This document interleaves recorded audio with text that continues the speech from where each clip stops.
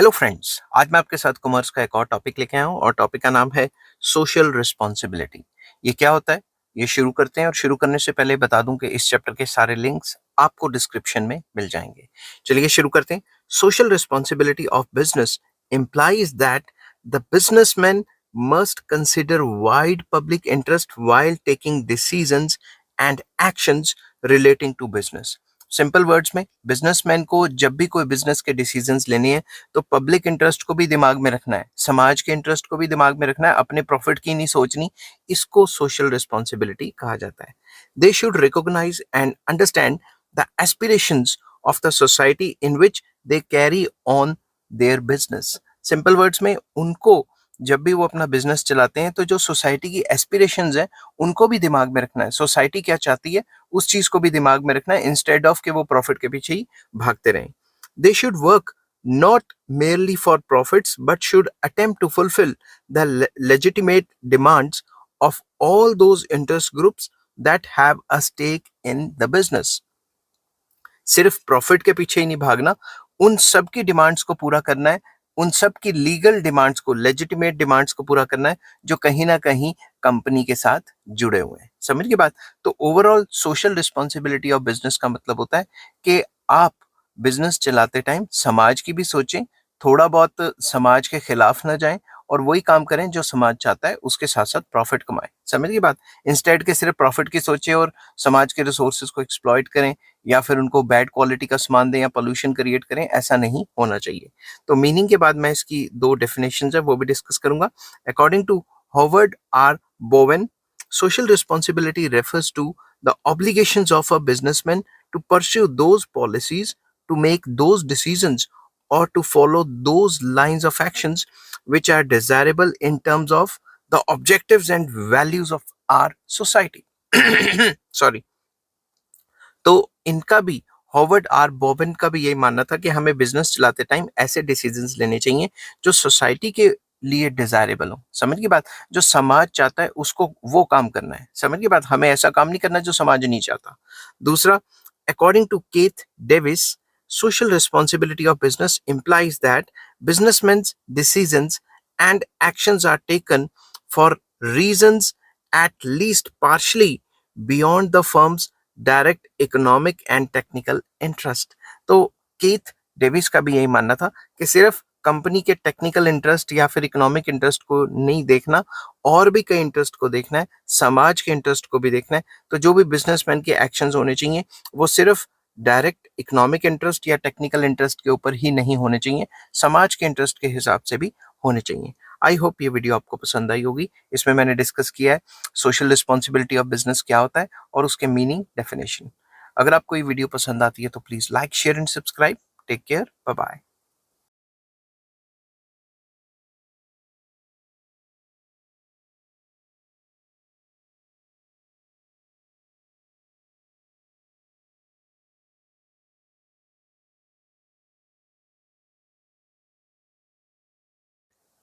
Hello friends, आज मैं आपके साथ कॉमर्स का एक और टॉपिक लेके आया हूँ और टॉपिक का नाम है कैरेक्टरिस्टिक्स और features of social responsibility. Social responsibility करते टाइम जो बिजनेसमैन है उसके क्या कैरेक्टरिस्टिक्स या फीचर्स क्या क्या होने चाहिए, सोशल रिस्पॉन्सिबिलिटी की क्या खासियत है, वो डिस्कस करेंगे। चलिए शुरू करते हैं। शुरू करने से पहले बता दूं कि इस चैप्टर के सारे लिंक्स आपको इस वीडियो के डिस्क्रिप्शन में मिल जाएंगे। Following are the main features of social responsibility of business. Number one, the concept of social responsibility is based on premise that a businessman is more than an economic institution. पूरी की पूरी ये जो social responsibility है ये मान के चलती है कि बिजनेसमैन का काम सिर्फ प्रॉफिट कमाना ही नहीं है, वो एक इकोनॉमिक इंस्टीट्यूशन ही नहीं है बल्कि एक सोशल इंस्टीट्यूशन भी है। It is an organ of society and it's activities exercise significant influence on the public. ये एक समाज का एक ऐसा हिस्सा है जो कोई भी काम करेगा तो पब्लिक के ऊपर, समाज के ऊपर असर होगा। Therefore business should work beyond the narrow goal of profit making. इस वजह से जो बिजनेस है उसका सिर्फ एक ही काम नहीं होना चाहिए कि प्रॉफिट कमाओ प्रॉफिट कमाओ, उसको प्रॉफिट से हट के भी कोई चीजें देखनी चाहिए। ऐसा सोशल रिस्पॉन्सिबिलिटी ऑफ बिजनेस का मानना है। सेकेंड पॉइंट आ जाता है, a business can be socially responsible without charity. जरूरी नहीं है कि बिजनेसमैन चैरिटी करेगा तभी वो सोशली रिस्पॉन्सिबल माना जाएगा। विदाउट चैरिटी भी माना जा सकता है। वो पोल्यूशन ना क्रिएट करे, लोगों को जॉब्स दे, क्वालिटी माल बेचे। ठीक है। In long run social responsibility is consistent with the profit motive. Long run में सोशल रिस्पॉन्सिबिलिटी और प्रॉफिट मोटिव कंसिस्टेंट बन जाते हैं। कैसे? अगर कोई भी कंपनी अपनी सोशल रिस्पॉन्सिबिलिटी निभाती है तो लोग उस कंपनी को पसंद करते हैं, और अगर पसंद करेंगे तो क्या होगा? उसका माल बिकेगा तो प्रॉफिट अपने आप ही होगा। A business can not grow and survive without serving the society. कोई भी बिजनेस बढ़ नहीं सकता अगर वो सोसाइटी को सर्व नहीं करता। By fulfilling its social obligations, business creates an environment which is conducive to its success। तो सोशल ऑब्लिगेशंस को अगर कोई भी बिजनेस निभाएगा तो एनवायरमेंट ऐसा क्रिएट हो जाएगा कि उस बिजनेस को सक्सेस मिलेगी ही मिलेगी। ठीक है। फोर्थ जो आ जाता है इसके अंदर पार्ट, फोर्थ पॉइंट आ जाता है कि social responsibility is a personal obligation. Basically personal obligation है ये किसका? अ business firm can discharge it's social responsibility only through the person who manage and controlled it. तो ये पर्सनल ऑब्लिगेशन क्यों है? क्योंकि जो पर्सन बिजनेस को मैनेज करते हैं वही सोशल रिस्पॉन्सिबिलिटी निभा सकते हैं। उन्हीं के थ्रू सोशल रिस्पॉन्सिबिलिटी निकलेगी। जो मशीन काम कर रही है उसके थ्रू थोड़ी ना निकलेगी। तो ये पर्सनल ऑब्लिगेशन बन जाता है। फिफ्थ पॉइंट आ जाता है, social responsibility is a reciprocal relationship. ये एक रेसिप्रोकल उल्टा टाइप का रिलेशनशिप है। कैसे? Just as business owes responsibility to society, society also owes responsibility to business. अगर कोई भी बिजनेस अच्छा काम करेगा, समाज के लिए अच्छा काम करेगा, तो समाज की भी ये रिस्पॉन्सिबिलिटी है कि उस बिजनेस को चलाए, उस बिजनेस को अच्छा रिस्पॉन्स दे। तो अगर कोई भी बिजनेसमैन सोशल रिस्पॉन्सिबिलिटी निभाता है तो ये रेसिप्रोकल रिलेशनशिप होगा, तो समाज भी उस बिजनेस को चढ़ा देगा ऊपर। समझिए, चढ़ा देगा मतलब प्रॉफिटेबल बनाएगा। सिक्स पॉइंट आ जाता है, social responsibility of business is commensurate with commensurate with its social power, that is a small firm has less responsibility towards society than the multinational firm। तो सिंपल वर्ड्स में ये कहा गया है कि सोशल रिस्पॉन्सिबिलिटी चेंज होती रहती है, ये डिपेंड करता है कि फर्म का साइज कितना है। सिंपल वर्ड्स में, अगर कंपनी बड़ी है तो उसकी सोशल रिस्पॉन्सिबिलिटी भी बड़ी होगी, और अगर कंपनी छोटी है तो उसकी जो सोशल रिस्पॉन्सिबिलिटी होगी वो लेस होगी। समझ गए बात? नेक्स्ट पॉइंट आ जाता है, social responsibility is a continuing obligation. ऐसा नहीं कि आज सोशल रिस्पॉन्सिबिलिटी बनाई और 6 महीने बाद आप सोशल रिस्पॉन्सिबिलिटी भूल गए अपनी। A business firm remains responsible to the society throughout its life. जब तक बिजनेस चलेगा सोशल रिस्पॉन्सिबिलिटी भी चलती रहेगी। नेक्स्ट पॉइंट है, the concept of social responsibility implies that business has responsibility towards society which extends beyond economic and legal obligations। तो सोशल रिस्पॉन्सिबिलिटी का एक और फीचर ये भी है कि जरूरी नहीं कि बिजनेस खोला है तो सिर्फ इकोनॉमिक ऑब्जेक्टिव्स ही अचीव करने हैं, सिर्फ प्रॉफिट ही कमाना है, बल्कि बिजनेस रिस्पॉन्सिबिलिटी हमें ये बताती है कि कोई भी बिजनेस का इकोनॉमिक और लीगल ऑब्लिगेशंस को छोड़ के सोशल ऑब्लिगेशंस भी हो सकते हैं। समाज के प्रति भी उसका, समाज के लिए भी उसके कुछ रिस्पॉन्सिबिलिटीज हो सकती हैं। आई होप ये वीडियो आपको पसंद आई होगी।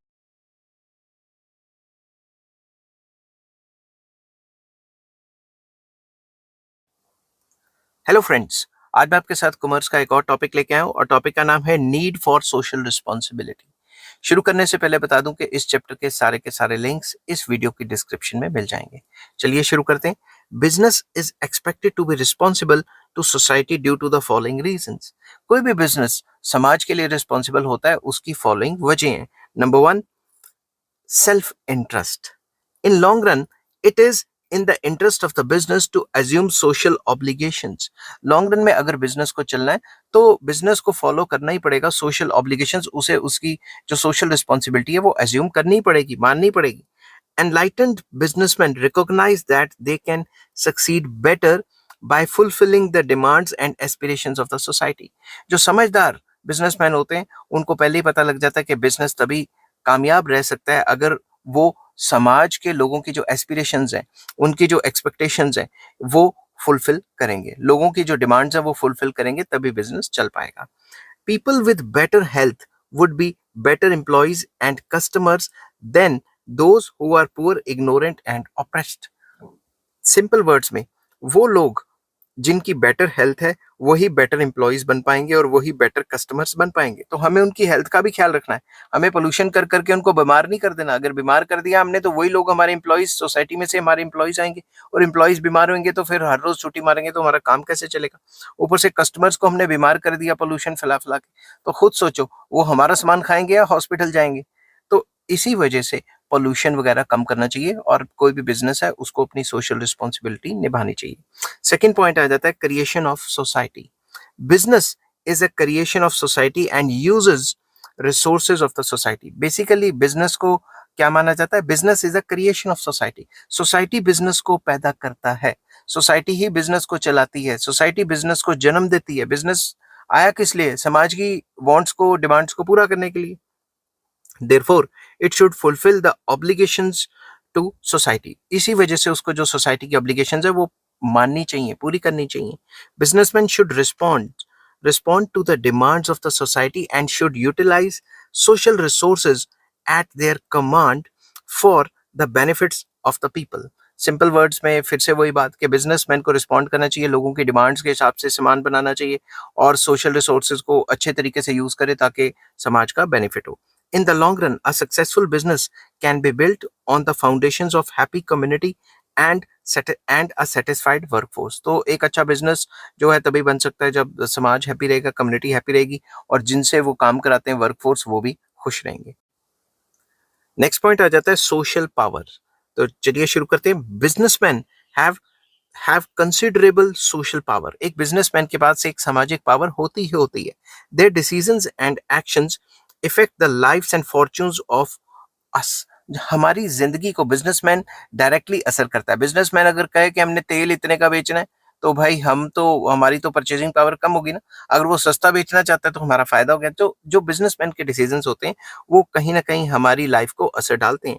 दे collectively determine for nation such as important matters as amount of employment, rate of economic progress and distribution of income among various groups. तो जब भी बिजनेसमैन कोई भी काम करता है तो ये जो रेट ऑफ एम्प्लॉयमेंट, मतलब एम्प्लॉयमेंट कितनी होगी उस पर असर पड़ता है। हमारा देश तरक्की की स्पीड से करेगा उस पर असर पड़ता है। डिस्ट्रीब्यूशन ऑफ इनकम क्या होगी उस पर असर पड़ता है। तो मेन इकोनॉमिक पैरामीटर्स जो होते हैं उन पे असर पड़ता है बिजनेस का।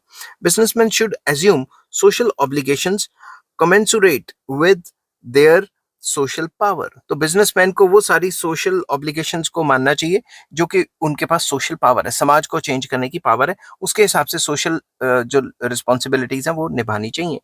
Otherwise their social power will be taken away by the society through the government controls and other regulations. अगर उन्होंने कोई उल्टा पुल्टा काम किया तो ये समझ लो कि गवर्नमेंट की दखल अंदाजी जो है काफी ज्यादा हो जाएगी। बिजनेस पे टैक्स लग सकते हैं, फाइन्स लग सकते हैं और जो उनकी सोशल पावर है वो उनसे छीन लेगी सोसाइटी।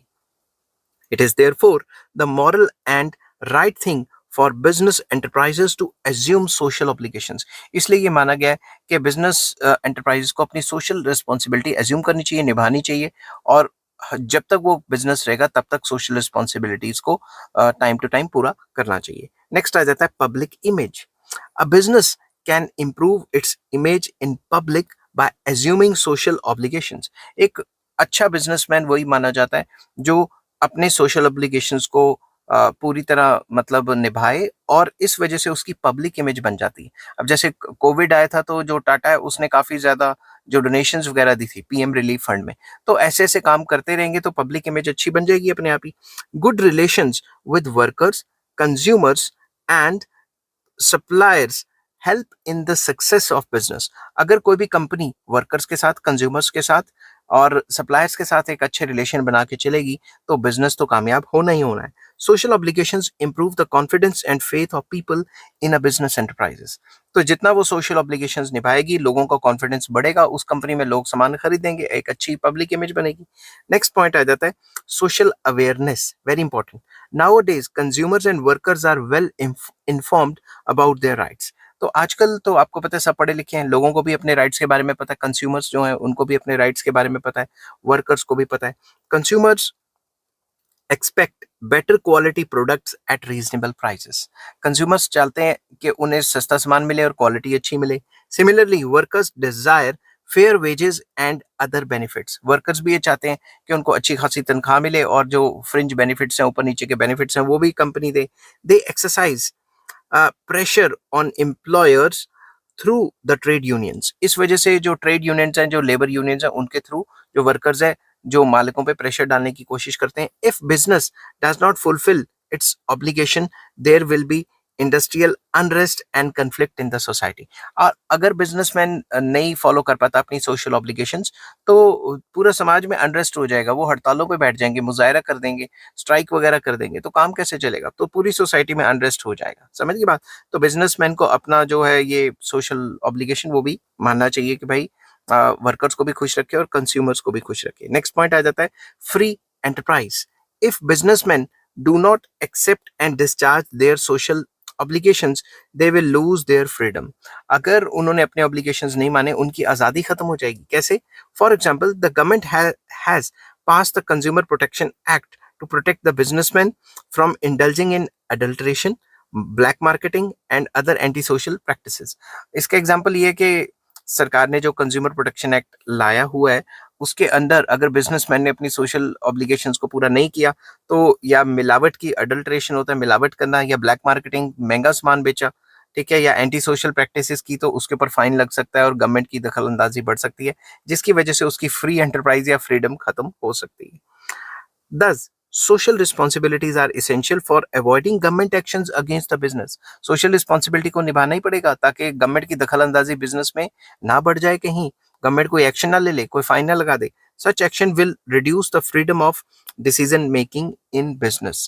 तो अगर हम नहीं निभाएंगे अपनी सोशल रिस्पॉन्सिबिलिटीज, सोशल ऑब्लिगेशंस नहीं निभाएंगे, तो हमें जो फ्रीडम मिली हुई है उस पर चेक आ जाएगा और हमारी फ्रीडम रिड्यूस हो जाएगी। ठीक है, क्योंकि सरकार हर बात पे नोक झोंक करनी शुरू कर देगी कंपनी के डिसीजंस पे। नेक्स्ट आ जाता है law and order.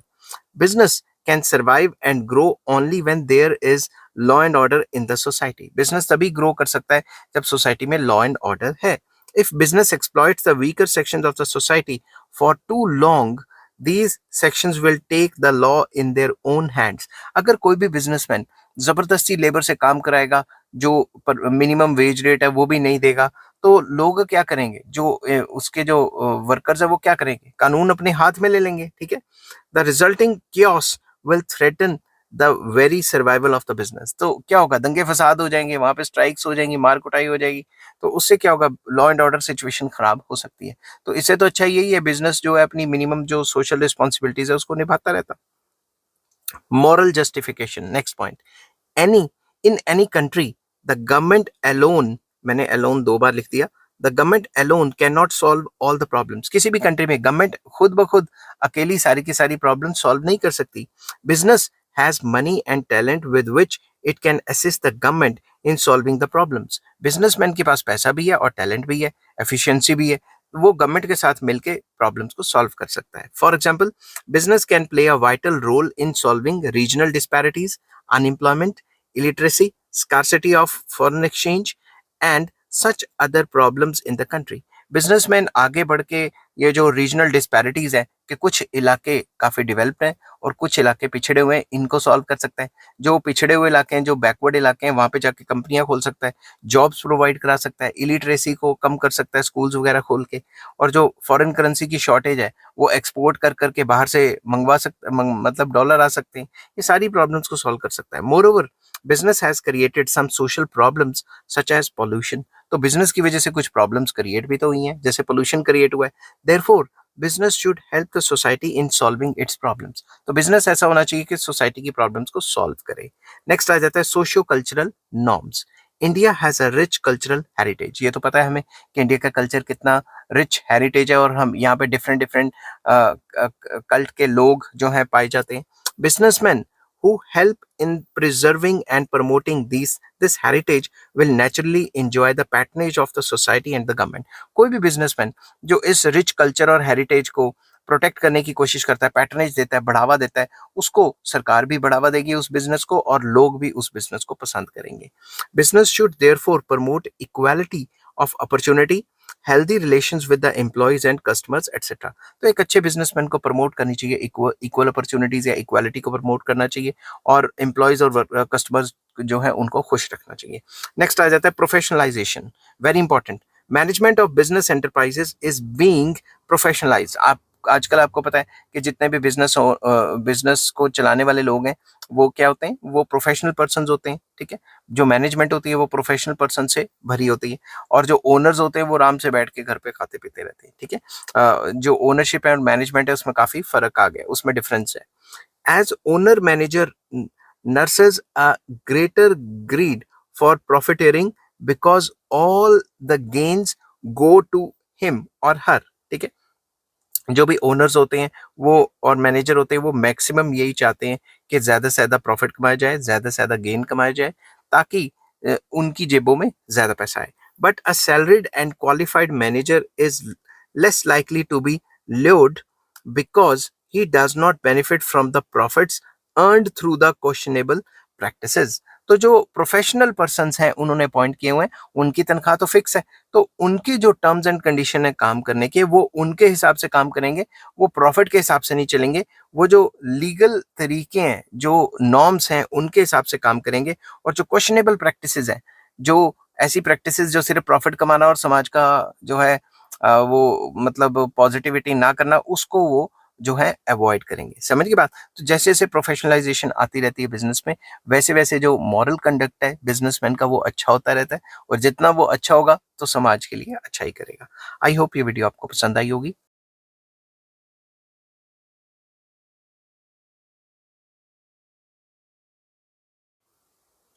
Hello friends, आज मैं आपके साथ कॉमर्स का एक और टॉपिक लेके आया हूँ, और टॉपिक का नाम है responsibility of business towards different interest groups. जो बिजनेसमैन है उसकी क्या रिस्पॉन्सिबिलिटी है अलग अलग ग्रुप्स के लिए, ये लॉन्ग क्वेश्चन होगा, और जिस हिसाब से आपने अटेम्प्ट करना है मैंने उसी हिसाब से किया हुआ है। शुरू करने से पहले बता दूं कि इस चैप्टर के सारे लिंक्स इस वीडियो के डिस्क्रिप्शन में मिल जाएंगे। चलिए शुरू करते हैं। As a social economic institution, business comes into contact with several groups such as shareholders, employees, customers, the government, community, suppliers, competitors, etc. तो as a socio economic institution जो बिजनेस है, जो बिजनेसमैन है या जो बिजनेस है, वो कईयों के कांटेक्ट में आता है। जैसे कि शेयर होल्डर्स जो है उसके उसके कांटेक्ट में आता है, एम्प्लॉयज के कांटेक्ट में आता है, जो उसके कस्टमर्स हैं बिजनेस के उसके कांटेक्ट में आता है, गवर्नमेंट के, कम्युनिटी के, सप्लायर्स के, हर एक के कांटेक्ट में बिजनेस आ ही जाता है। ठीक है, अपने कॉम्पिटिटर्स के भी कांटेक्ट में आ जाता है। Business is responsible to all these interest groups. जो बिजनेस है वो इन सारी चीजों के लिए कुछ ना कुछ रिस्पॉन्सिबल माना जाता है। कैसे कैसे क्या क्या रिस्पॉन्सिबिलिटी है, शुरू करते हैं। सबसे पहले responsibilities towards owners and investors. एक अच्छे बिजनेस की अपने ओनर्स के लिए या इन्वेस्टर्स जिन्होंने उस बिजनेस में इन्वेस्ट किया है उनके लिए कैसे रिस्पॉन्सिबल है, वो शुरू करते हैं। Shareholders provide capital and bear risk. जो शेयर होल्डर्स हैं वो अपना पैसा डालते हैं बिजनेस में और रिस्क लेते हैं। Therefore they have a direct stake in the business. तो उनका तो खुद का पैसा लगा है, उनका तो पूरा स्टेक लगा हुआ है, जितना उन्होंने पैसा बिजनेस में लगाया। The responsibilities of a business concern towards its shareholders are as follows. तो जो बिजनेस है उनकी शेयर होल्डर्स के लिए क्या क्या रिस्पॉन्सिबिलिटी है, वो फॉलोइंग पॉइंट्स हैं। तो फर्स्ट आ जाता है to ensure safety of investment. तो बिजनेस को ये भी देखना है कि जो शेयर होल्डर्स का पैसा है वो उड़ ही ना जाए, कहीं जीरो ही ना हो जाए बिजनेस। तो जो भी उन्होंने शेयर होल्डर्स ने इन्वेस्टमेंट किया उसकी सेफ्टी रखनी है। Second point, to provide a fair and regular dividend और इंटरेस्ट। तो ज्यादातर जो इन्वेस्टर्स हैं उनको रेगुलर पैसा देते रहना, उनको डिविडेंड प्रोवाइड कराते रहना शेयर होल्डर्स को, ये भी बिजनेस का मेन मकसद है या responsibility. To offer reasonable appreciation of capital through optimum utilisation of resources. के रीजनेबल एप्रिसिएशन, जो भी उनकी कैपिटल है उनको अप्रिशिएट करते रहना, और जो रिसोर्सेज है उनको फुली यूटिलाइज करना। Next point, to provide regular, accurate and adequate information on the financial position and future schemes of the company. तो जितनी भी फ्यूचर स्कीम्स है कंपनी की उसके बारे में regular and accurate information time to time देते रहना, क्योंकि शेयर होल्डर का पैसा लगा है तो उनको आप, शेयर होल्डर को या इन्वेस्टर को आप मतलब धोखे में ना रखो। सिंपल सी बात ये कि जो भी आप करते रहो उनको इन्फॉर्म करते रहो। नेक्स्ट पॉइंट आ जाता है to offer reasonable opportunities for participation of shareholders in the policy decisions. तो जब भी कोई कंपनी की पॉलिसी बनेगी तो शेयर होल्डर्स को भी पार्टिसिपेट करवाना, क्योंकि अल्टीमेट पैसा तो उन्हीं का लगा है ना। तो नेक्स्ट आ जाता है रिस्पॉन्सिबिलिटीज टुवर्ड्स एम्प्लॉयज। एम्प्लॉयज के लिए जो बिजनेसमैन है उसकी क्या रिस्पॉन्सिबिलिटी है। The employees are the greatest asset of the business and their wellbeing is a matter of material advantage as well as moral obligation. जो एम्प्लॉयज है वो सबसे बड़ा एसेट होता है कंपनी का, क्योंकि एम्प्लॉयज को पहले ट्रेन करते हैं, वो काफी साल तक उसको सिखाते हैं काम। तो अगर अच्छे एम्प्लॉयज ही नहीं रहेंगे तो काम कैसे चलेगा, तो उनका एक एसेट माना जाता है, ठीक है। और जितना अच्छा एम्प्लॉय होगा वो उतना अच्छा काम करेगा, एफिशिएंसी भी तो बढ़ेगी ना। Employees should be treated as honorable individuals who are justly rewarded, fairly encouraged, fully informed and properly assigned। Simple words में एम्प्लॉय को एक अच्छा ऑनरेबल इंडिविजुअल मानना चाहिए और उन्हें अच्छे रिवॉर्ड मतलब तनख्वाहें वगैरह देनी चाहिए, उनको एनकरेज करना चाहिए, उनको फुली इन्फॉर्म्ड रखना चाहिए कि ये कंपनी की सिचुएशन है। Their lives must be given meaning and dignity, उनकी जिंदगी को इंपॉर्टेंस देनी चाहिए सिंपल वर्ड्स में। A sense of partnership and belonging should be inculcated, उनके दिमाग में ये डालना चाहिए कि भाई तुम एम्प्लॉय नहीं हो, तुम तो कंपनी के पार्टनर हो, ताकि वो अच्छा काम करें। They should be provided both economic and psychological satisfaction, उनको इकोनॉमिक सेटिस्फैक्शन मतलब पैसा तनख्वाह देनी चाहिए अच्छी जिस हिसाब से वो काम करते हैं, और साइकोलॉजिकल सेटिस्फैक्शन ताकि वो छोड़ के ना जाए, उनको काम करने में मजा आए। Business has the following responsibilities towards employees, क्या क्या है नंबर वाइज करते हैं। फर्स्ट पॉइंट आ जाता है to pay a fair and regular wage और सैलरी, उनको रेगुलरली तनख्वाह दो, उनकी तनख्वाहें काटो ना फालतू में, अगर अच्छा काम कर रहे हैं तो, और टाइम टू टाइम तनख्वाह दो, तनख्वाह रोको मत। सेकंड पॉइंट आ जाता है to provide good working condition and whole time employment, उनको होल टाइम एम्प्लॉयमेंट मतलब पक्की नौकरी दे दो ताकि वो इधर उधर ना देखने में टाइम वेस्ट करें, और उनको गुड वर्किंग कंडीशन रखो ताकि बीमार वगैरह ना पड़े, एनकरेज हो काम करने के लिए। थर्ड पॉइंट आ जाता है to ensure welfare facilities such as housing, medical care, social security, recreation etcetera. तो ये फैसिलिटीज भी जो बड़ी बड़ी कंपनी है वो दे देती हैं कि रहने को घर दे देती हैं, मेडिकल फैसिलिटीज या मेडिकल इंश्योरेंस करा देती हैं, सोशल सिक्योरिटी पीपीएफ वगैरह, पेंशन पुंशन और रिक्रिएशन के लिए उनको मतलब टाइम टू टाइम टूर वगैरह पैकेज देती रहें।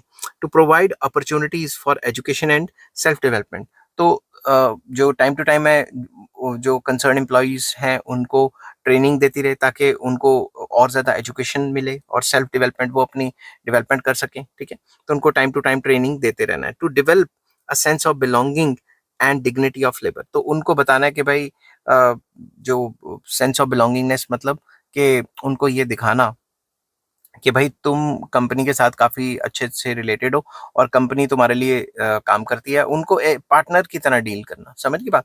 तो उनको तभी तो सेंस ऑफ बिलोंगिंगनेस आएगी, और डिग्निटी ऑफ लेबर उनकी लेबर की रिस्पेक्ट वगैरह भी करना। नेक्स्ट आ जाता है to guarantee freedom of religion and political views, उनको गारंटी देना कि भाई तुम कोई भी रिलीजन जो है वो फॉलो कर सकते हो, उससे कंपनी का कोई लेना देना नहीं है, और तुम कोई भी पॉलिटिकल व्यूज रख सकते हो, ऐसा नहीं कि तुम्हारे पर्टिकुलर पॉलिटिकल व्यूज होंगे तभी तुम्हारी तनख्वाह बढ़ेगी, ऐसा नहीं होना चाहिए। Next to protect trade union rights including the right of participation in the management, जितने भी ट्रेड यूनियंस है उनके राइट्स को बहाल करो और उनको अच्छे से चलाओ, तभी तो वो स्ट्राइक नहीं करेंगे और कंपनी को फायदा रहेगा। उनको पार्टिसिपेशन दो मैनेजमेंट के अंदर, ठीक है ना। नेक्स्ट आ जाता है रिस्पॉन्सिबिलिटी टुवर्ड्स कस्टमर, कस्टमर या कंज्यूमर्स के लिए क्या क्या रिस्पॉन्सिबिलिटी होनी चाहिए।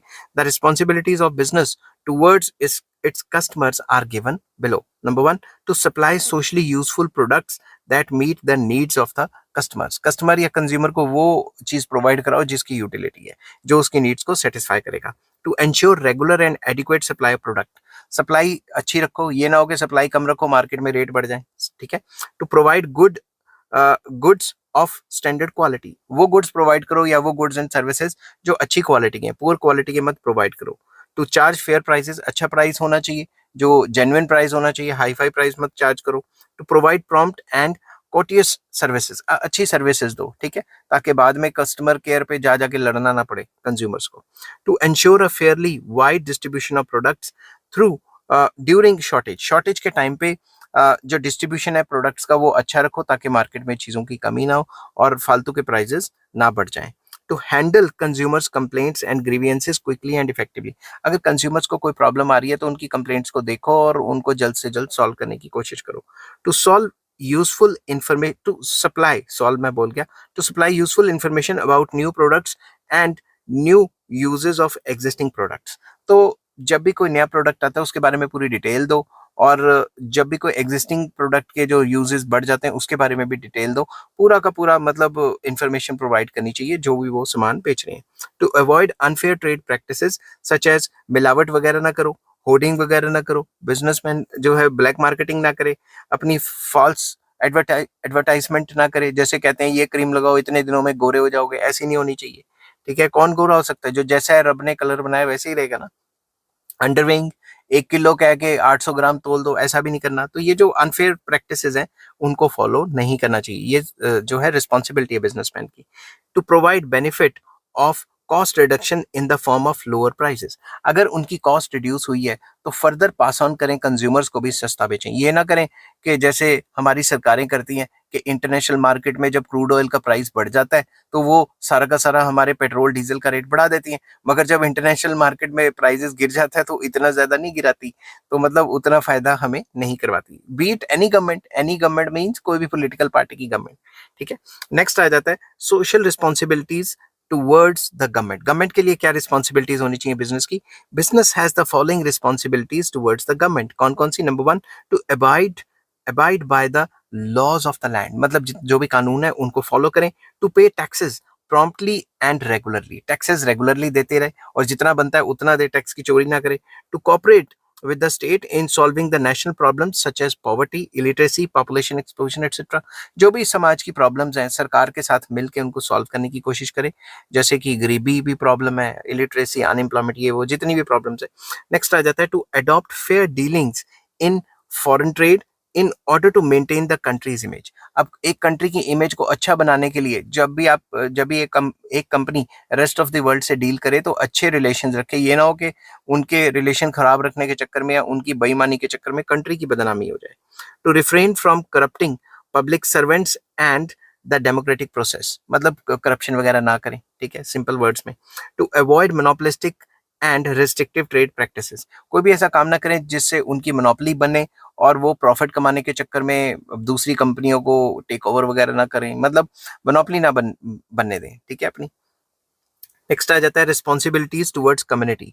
कम्युनिटी के लिए क्या क्या रिस्पॉन्सिबिलिटीज हैं एक अच्छे बिजनेस की, वो डिस्कस करते हैं। In general business should work for the economic and social wellbeing of the community. आम लैंग्वेज में हम कहें तो जो बिजनेस है वो सोशल एंड इकोनॉमिक वेलबींग करना चाहिए कम्युनिटी की, उसको ऐसा काम करना चाहिए कि सोसाइटी अपलिफ्ट हो। ठीक है, it should improve the quality of life and contribute towards social welfare. उसको ऐसे काम करने चाहिए कि लोगों की क्वालिटी ऑफ लाइफ इम्प्रूव हो और जो सोशल वेलफेयर है वो बढ़े। The main responsibilities of business towards the public are as follows. Number 1, to protect the environment from all types of pollution. कोई भी ऐसा काम ना करे जिससे पोल्यूशन हो। अगर उसके ऐसे काम करने से, कोई भी प्रोडक्शन करने से पोल्यूशन आता है तो वो अपने मेथड्स को चेंज करे जिससे वो पोल्यूशन को रिड्यूस कर सके। Second point, to make optimum utilisation of natural resources. जितने भी कंट्री के नेचुरल रिसोर्सेज है उनको फुली यूटिलाइज करे, वेस्टेज मत करे। Third point, to assist local bodies in providing amenities such as drinking water, sanitation, public transport etc etc। तो जो भी लोकल अथॉरिटीज हैं उनके साथ मिले, सरकार के साथ मिलकर काम करें ताकि वो ड्रिंकिंग वाटर प्रोवाइड करा सके, सैनिटेशन साफ सफाई कर सके, या फिर जो पब्लिक ट्रांसपोर्ट है उन चीज़ों को प्रोवाइड करवा सके। Next point, to provide more and more employment opportunities. तो जितने भी बिजनेस चलते हैं उनको बंदों से ही चलाया जाता है ना, तो ज्यादा से ज्यादा पर्सन को जॉब्स प्रोवाइड करें, एम्प्लॉयमेंट अपॉर्चुनिटीज बढ़ाए। Next point, to provide assistance to hospitals, religious institutions, education institutions, sports bodies etcetera. तो जितने भी ये इंस्टीट्यूशंस हैं उनकी हेल्प करे, पैसा दे उनको। ठीक है, और उनको चलाए। नेक्स्ट मतलब फंडिंग वगैरह करे।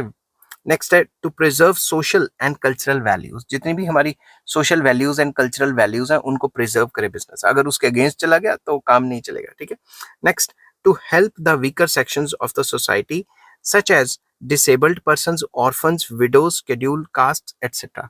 तो जो भी weaker sections of the society है उनको हेल्प करे या उनके लिए काम करे तो ये भी रिस्पॉन्सिबिलिटी मानी जाती है। ठीक है, next, to promote national integration. ऐसे काम करे जिससे कि देश में जो इंटीग्रेशन है, भाईचारा है, जो एकाएकी है वो बढ़े। ठीक है, to cooperate and be truthful with media about the issues affecting public welfare. Cooperate करे, ठीक है, मीडिया के साथ भी, और वो सारे मतलब काम करे जिससे कि वेलफेयर हो। ठीक है, वेलफेयर बढ़नी चाहिए। अब कंक्लूजन निकालते हैं। To sum up, the social responsibilities of business includes high level employment कि एम्प्लॉयमेंट जनरेट करे, हाई स्टैंडर्ड ऑफ लिविंग रखे, इकोनॉमिक प्रोग्रेस दे हमारे देश को, और सोशल इकोनॉमिक स्टेबिलिटी लाए, और नेशनल सिक्योरिटी का काम करे। तो सिंपल वर्ड्स में ओवरऑल पूरे समाज का भला करे। तो ये था social responsibility of a business. I hope ये वीडियो आपको पसंद आई होगी।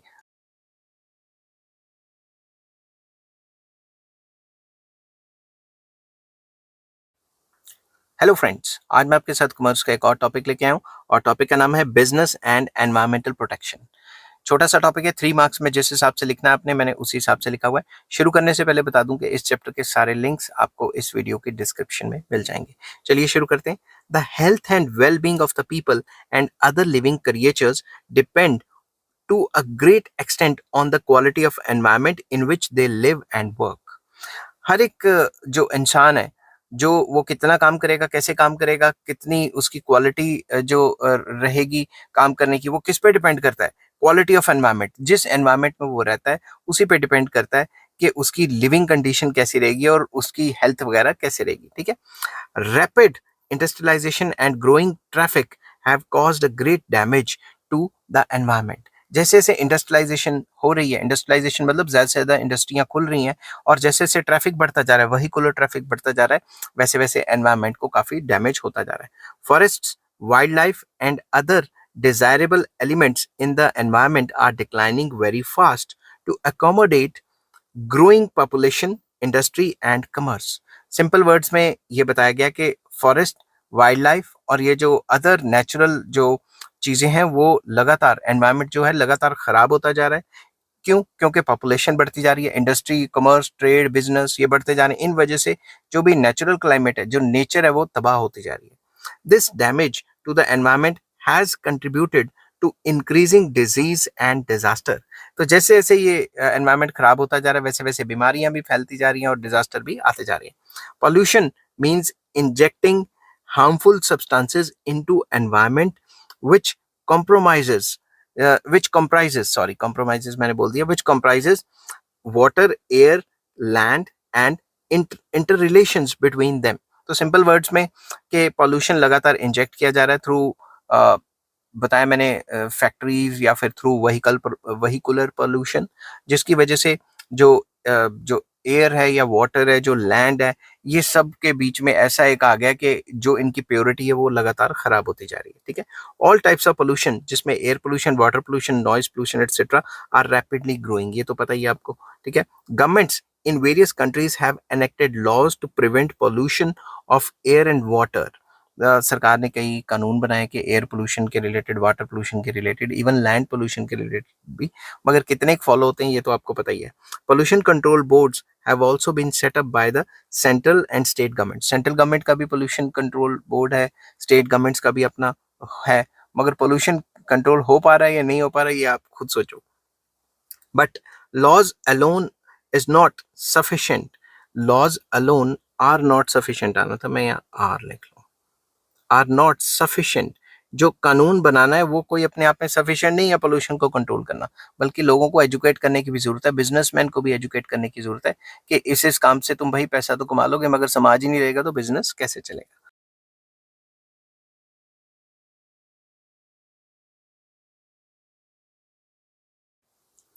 हेलो फ्रेंड्स, आज मैं आपके साथ कॉमर्स का एक और टॉपिक लेके आया हूँ, और टॉपिक का नाम है बिजनेस एथिक्स।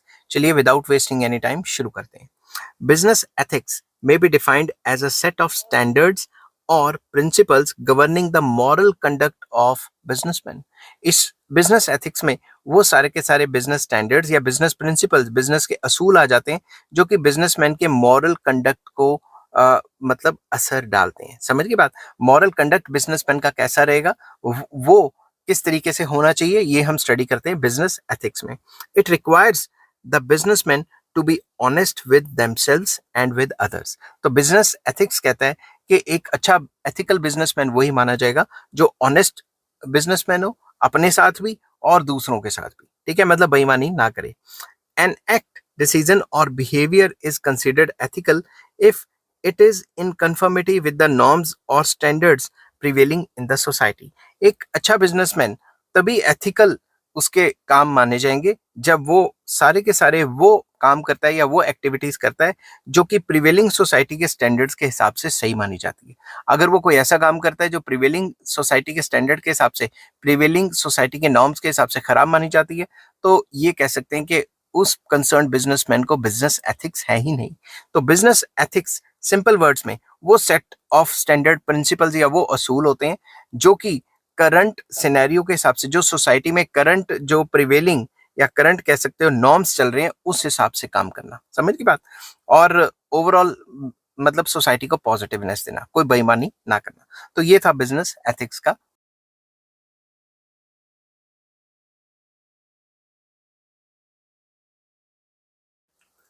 हेलो फ्रेंड्स, आज मैं आपके साथ कॉमर्स का एक और टॉपिक लेके आया हूँ और टॉपिक का नाम है इंपॉर्टेंस ऑफ बिजनेस एथिक्स। इससे पिछली वीडियो में मैंने डिस्कस किया था बिजनेस एथिक्स होता क्या है। इस वीडियो में मैं डिस्कस करूंगा why business ethics is important. तो चलिए विदाउट वेस्टिंग एनी टाइम शुरू करते हैं। शुरू करने से पहले बता दूं कि इस चैप्टर के सारे लिंक्स आपको इस वीडियो के डिस्क्रिप्शन में मिल जाएंगे। Nowadays, businessmen realize that ethical considerations are important in business for the following reasons.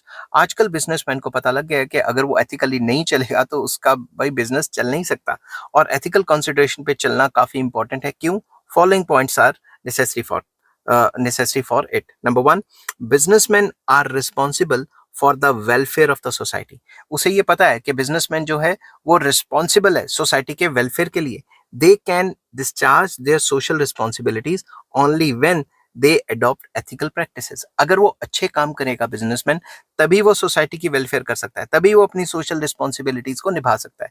अगर वो बिजनेस एथिक्स के हिसाब से काम नहीं करेगा, मॉरल प्रिंसिपल्स पे काम नहीं करेगा, तो बिजनेसमैन सक्सीड नहीं कर सकता, क्योंकि लोग उस चीज को खरीदना बंद कर देंगे।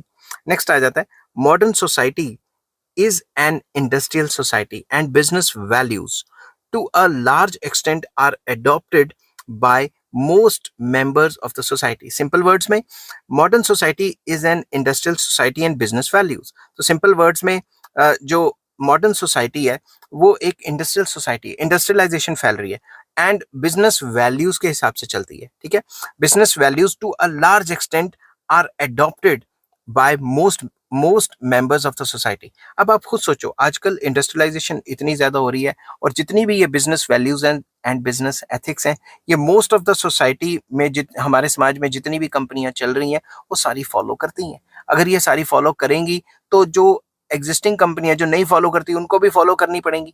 तो सिंपल वर्ड्स में, इंडस्ट्रियलाइज सोसाइटी में ये सारी जो बिजनेस वैल्यूज है एंड बिजनेस नॉर्म्स हैं, ये सब के सब फॉलो करते हैं। अगर फॉलो नहीं करेंगे इनका काम नहीं चलेगा, और अगर दो तीन फॉलो नहीं करते उनको भी जबरदस्ती बेचारों को ब्लड डोनेशन कैंप या फिर ऐसे कोई एजुकेशन कैंप या फिर जो वीकर सेक्शन है उनकी हेल्प करनी पड़ती है ताकि उनकी भी थोड़ी मशहूरी वगैरह हो जाए। Next, if a business adopts unethical practices, it can lose the power and prestige it enjoys in the society. अगर कोई भी बिजनेसमैन या बिजनेस अडॉप्ट करता है अनएथिकल प्रैक्टिसेस, मतलब जो खुद को फायदा दे और सोसाइटी के लिए अच्छी ना हो, ऐसी प्रैक्टिसेस करता है, प्रॉफिटिंग के पीछे भागता है और लोगों की नहीं सोचता, तो वो अपनी जो पावर एंड प्रेस्टीज है वो खो देगा। वो अपनी जो क्या कहते हैं, जो वो जिस काम के लिए वो मशहूर है, वो उस चीज को खो देगा और लोग उस चीज को जो वो चीज बनाता है, गुड या सर्विस, उसको लेना पसंद नहीं करेंगे। इससे उल्टा उसी का नुकसान हो जाएगा। Next, a healthy personality can be developed only when business values are in harmony with the social values. एक हेल्दी पर्सनैलिटी बिजनेसमैन की तभी बनती है जब उसकी बिजनेस वैल्यूज हार्मनी करेंगी, मिलेंगी सोशल वैल्यूज के साथ। सोशल वैल्यूज और जो उसकी इकोनॉमिक वैल्यूज हैं या बिजनेस वैल्यूज है वो इकट्ठी चलेंगी, तभी बिजनेस चल पाएगा, नहीं तो चल नहीं पाएगा। समझ गई बात।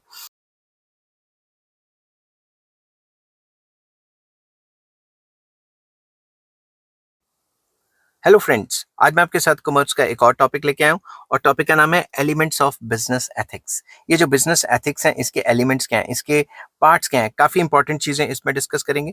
इससे पिछली वीडियो में मैंने डिस्कस किया था कि बिजनेस एथिक्स क्या होता है और उसकी इंपॉर्टेंस क्या होती है। उसके भी लिंक्स आपको इस वीडियो के डिस्क्रिप्शन में मिल जाएंगे। चलिए शुरू करते हैं। Ethical behaviour is good for both business and the society. अगर एक अच्छा बिहेवियर रहेगा बिजनेसमैन का, तो वो बिजनेस के लिए भी सही है और सोसाइटी के लिए भी सही माना जाता है।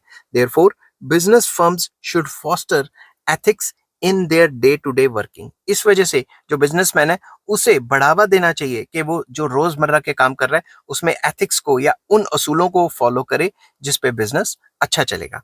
The main elements of business ethics in running a business enterprises are as under. Main elements या मेन पॉइंट्स कौन से? Number one, top management commitment. Top management committed ही नहीं होगा सोशल रिस्पॉन्सिबिलिटी के लिए या बिजनेस एथिक्स के लिए, तो नीचे वाले वर्कर क्या करेंगे? ठीक है ना।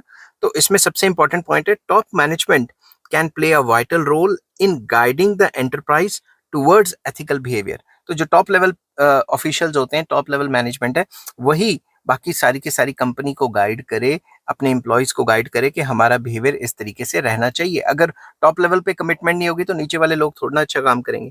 The board of directors and the chief executive must show a strong commitment to ethical conduct. जो भी बोर्ड ऑफ डायरेक्टर्स हैं या सीईओ वगैरह हैं कंपनी के, उनको मतलब स्ट्रॉन्ग कमिटमेंट देनी चाहिए अपने एम्प्लॉयज को, और सोसाइटी को दिखाना चाहिए कि भाई हम बड़े अच्छे तरीके से एथिकल कंडक्ट करते हैं, मतलब बिजनेस एथिक्स को फॉलो करते हैं। They must provide leadership for developing and upholding moral values. उनको लीडरशिप डेवलप करनी चाहिए among the managers at various levels पे जितने भी मैनेजर्स काम कर रहे हैं उनमें ये डालना पड़ेगा कि हमारी कंपनी की मॉरल वैल्यूज ये हैं, हम इनसे हट के काम नहीं कर सकते। ठीक है, तो सिंपल वर्ड्स में टॉप लेवल मैनेजमेंट कमिटेड होना चाहिए। नेक्स्ट है code of ethics. A written code of conduct defines the principles of conduct to be followed. एक रिटन होना चाहिए, रिटन मतलब कोड ऑफ एथिक्स होने चाहिए या रिटन फॉर्म में होना चाहिए, कोडिफिकेशन होनी चाहिए कि ये नॉर्म्स जो है हमने हमारी कंपनी ने फॉलो करने हैं। द कोड में cover issues such as product safety and quality, employment practices, fair marketing practices, health and safety of the in the workplace, conflict of interest, financial reporting etcetera etcetera. तो एक अच्छा code of conduct वही होगा जो written form में होगा। Written form में कैसे हो सकता है? रिटन फॉर्म में लिखा जा सकता है इश्यूज रिलेटेड टू कि जो प्रोडक्ट हम बना रहे हैं उसकी सेफ्टी एंड क्वालिटी क्या है, एम्प्लॉयमेंट कैसे होती है, लोगों से कैसे काम कराया जाता है। अब आप खुद सोचो, कई फॉरेन ब्रांड्स हैं वो बनते हैं थाईलैंड, मलेशिया, सिंगापुर, और वहाँ पे लेबर की एक्सप्लॉयटेशन होती है। तो एक तरफ वो यूरोपियन कंट्रीज में लेबर की वेलफेयर की बात करते हैं और दूसरी जगह चाइल्ड लेबर करा करा के और लेबर को एक्सप्लॉयट कर करके वो सामान बनाते हैं। ठीक है, ऐसा नहीं होना चाहिए। तो ये जो हेल्थ एंड सेफ्टी स्टैंडर्ड्स हैं उनके ऊपर भी प्रॉपर नॉर्म्स होने चाहिए, उनको फॉलो किया जाना चाहिए। जो भी कन्फ्लिक्ट ऑफ इंटरेस्ट है वो भी नहीं होना चाहिए, फाइनेंशियल रिपोर्टिंग करनी चाहिए। मतलब कंपनी को पूरा कोड ऑफ कंडक्ट बनाना चाहिए कि इस तरीके से काम करेगी कि बिजनेस एथिक्स अच्छे से फॉलो हो। नेक्स्ट पॉइंट आ जाता है compliance mechanism. Suitable mechanism need to be established to ensure that actual decisions and actions comply with the firm's ethical standards. Compliance mechanism होना चाहिए, ये नहीं कि कंपनी बिजनेस एथिक्स के नाम पे बड़े बड़े वादे करी जा रही है जैसे नेता करते हैं और असल में काम कर ही नहीं रही है। तो कंप्लायंस देखने के लिए कि जो वो कह रही है बिजनेस एथिक्स के बारे में वो फॉलो कर भी रही है कि नहीं, एक प्रॉपर मैकेनिज्म बनाना चाहिए जो ये जो गैप है उसको रिड्यूस करे या फिर इस गैप को होने ही ना दे कि भाई बोलना कुछ और करना कुछ और। ठीक है, जैसे कंपनी कहती है हम पोल्यूशन नहीं होने देंगे, ये नहीं होने देंगे, वो नहीं होने देंगे, फिर भी हमारी जितनी भी रिवर्स हैं वो पोल्यूटेड है। ठीक है, सिर्फ कंपनियों की वजह से नहीं है, मगर कंपनियां अपना जितना भी गंद है वो वहीं डाल देती है ना, आपको पता है। The degree of compliance should be monitored regularly. तो ये जो कंप्लायंस मैकेनिज्म है वो रेगुलरली देखेगा कि भाई ये जो एथिक्स इन्होंने कहा था वो फॉलो कर भी रहे हैं या नहीं, या जो भी बिजनेस एथिक्स सरकार ने बनाया कि अगर बिजनेस को चलना है तो ये चीजें मेन फॉलो करनी पड़ेंगी, वो फॉलो हो भी रही हैं कि नहीं। Communication systems are needed to help employees report incidents of unethical behaviour. एक ऐसा communication system within the company बनाना चाहिए ताकि अगर किसी भी वर्कर को या एम्प्लॉय को प्रॉब्लम हो रही हो या फिर कोई ऐसा इंसिडेंट रिपोर्ट करना है जिसमें वो बिजनेस एथिक्स को फॉलो ना किया गया हो तो वो डायरेक्टली रिपोर्ट कर सके, कंप्लेंट मैकेनिज्म टाइप। ठीक है, नेक्स्ट आ जाता है employee involvement, very important. Employees at all levels must be involved in the implementation of the ethical policies and programmes. भाई काम तो एम्प्लॉय नहीं करना है ना, तो एम्प्लॉय को इन्वॉल्व करो हर एक लेवल में ताकि वो एथिकल प्रैक्टिसेस कर पाए और इन पॉलिसीज को इम्प्लीमेंट कर पाए। For example, small group of employees may be formed to analyze the firm's ethical policies and to judge attitude towards these policies। एक small group of एम्प्लॉयज का एक छोटा सा ग्रुप बनाना चाहिए, अलग अलग डिपार्टमेंट से इकट्ठा करके बना लो ताकि वो देखें कि भाई कंपनी की ये पॉलिसीज हैं और ये एथिकली काम हो रहा है, ये एथिकली काम नहीं हो रहा है, या इसको एथिकली करने के लिए क्या क्या करना चाहिए, वो अपनी सलाह मशवरा दें। ठीक है, नेक्स्ट है regular monitoring. The end results of the ethical programmes should be measured and reported on the regular basis. अगर हमने अपने एथिकल तरीके बना लिए काम करने के, मगर वो मेजरेबल नहीं है, तो हमें क्या सपना आ रहा है कि भाई हमने ये फॉलो किए हैं कि नहीं किए? तो एक ऐसा मैकेनिज्म बनाओ जिससे हम उसको मेजर भी कर सकें कि इतने परसेंट एथिकल जो है जो एक्टिविटीज है वो हमने की हैं। समझ गए बात? Top management and other executives can review and revise the company's ethical policies and programs on the basis of such feedback. तो जो भी टॉप लेवल मैनेजर्स हैं या एग्जीक्यूटिव्स हैं वो रिव्यू कर सकें या रिवाइज कर सकें कंपनी की एथिकल पॉलिसीज को टाइम टू टाइम, ताकि काम अच्छा चले और अच्छी फीडबैक आए। सिंपल वर्ड्स में भाई सबका भला हो, एम्प्लॉयज का भी और पूरे के पूरे समाज का भी। आई होप ये वीडियो आपको पसंद आई होगी। अगर पसंद आती है तो please like, share and subscribe. इस चैप्टर के सारे लिंक्स आपको इस वीडियो के डिस्क्रिप्शन में मिल जाएंगे। Till then take care, bye bye.